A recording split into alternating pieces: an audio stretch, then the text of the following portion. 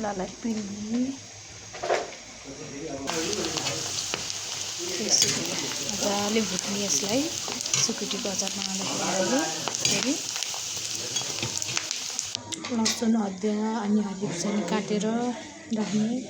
त्यसमाथि मसलाहरूले पिने अघि हामीले भुटेको मसला पिन्यो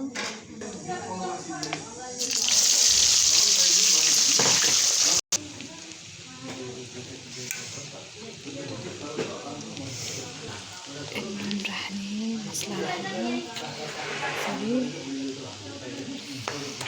हामीले अघि पिनेर राखेको मसला पनि सबै यहाँ एड गर्ने